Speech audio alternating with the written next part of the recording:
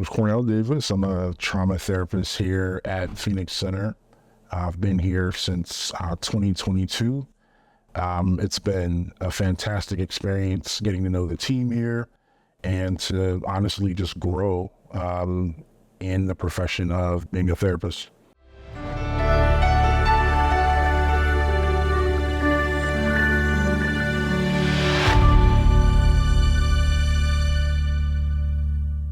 So a lot of my experience has been in the K through 12 arena, also behavioral health and community mental health.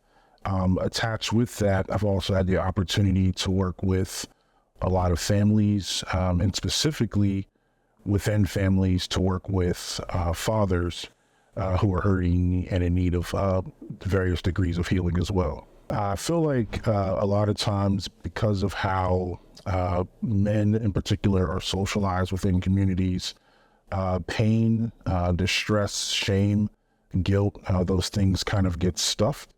And as a result, it can really come out sideways or not at all. And because of that, there's a lot of built up anger and pain through the years and sometimes through decades. So the work I've been able to do with fathers is to help them to just acknowledge what has happened to them. A lot of times that is trauma that they have not been able to acknowledge and take note of. And through that work, to be able to get them back into their families, communities, workplaces, etc.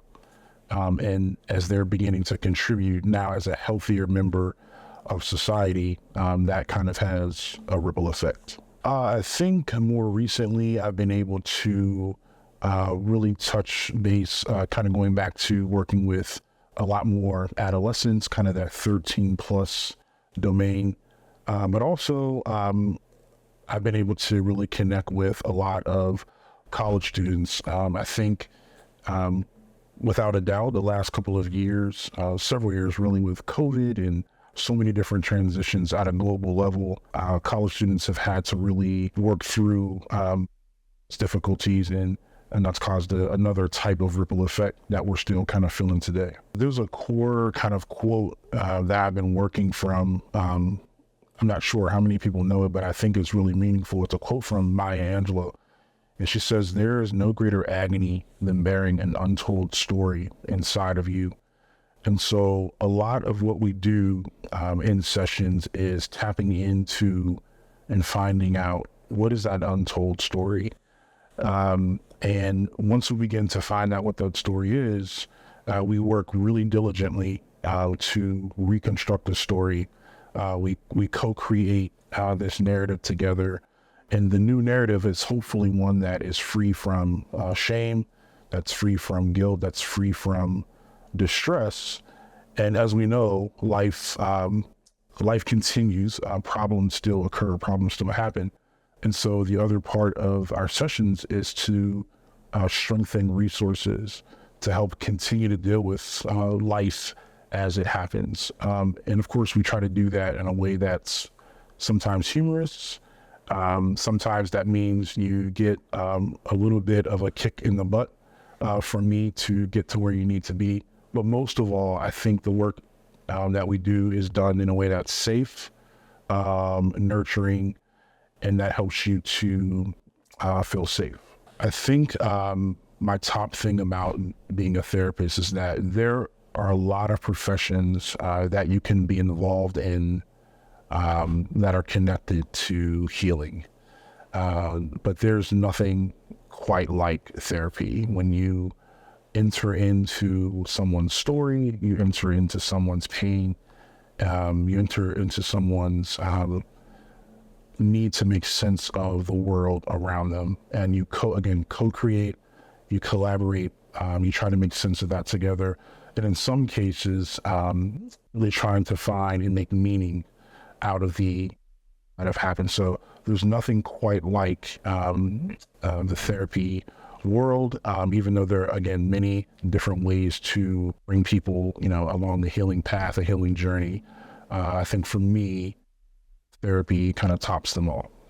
as I think back through some of the work I've been able to do through the past couple of years. And when I say the work that I've been able to do, I really mean the work that clients have been able to do. I've been alongside of them to witness it. What I've seen is a shift in their ability to deal with problems. Their functioning is increased, their ability to handle distress, relationships are enhanced, their ability to be able to, and capacity to communicate. In a lot of ways, there is a ripple effect that happens, especially when it comes to families, because then they're able to take some of those skills and they're able to take some of those resources back to their family. And again, that creates a positive ripple effect. One of the working, really simple definitions of trauma that I've been able to share with clients is trauma is a story disrupted. And of course, it's not the only definition of trauma. It's a lot more complex than that. But essentially, there's a picture, there's a view of the world and of yourself and of life that you have that gets interrupted, it gets disrupted. So I would say if someone is on the fence, to really ask yourself the question, am I ready to have someone help me enter into that pain, do so in a way that's going to ultimately be beneficial, and I'm going to benefit from and be stronger from, but also to help reorient myself to the life that I know I want to live, but I might not be capable of living right now. So I would say pick up the phone, send the email, call, here to help. Outside of being a therapist, I would say probably one of the most important things is that I'm a community member. When I leave Phoenix Center, I go back to my community, and I'm constantly thinking about how my neighborhood, my family, myself can get better. But a part of that journey, a part of that work for me is expressing that through music. I have that creative side, and one of my favorite pastimes is actually looking at the stars. I think there's something really therapeutic, but also just mind-boggling and awe-inspiring about just understanding that there's something beyond us, right? Like you can kind of comprehend it and see it, but it's still so much bigger than you. So I really appreciate some of those aspects of life.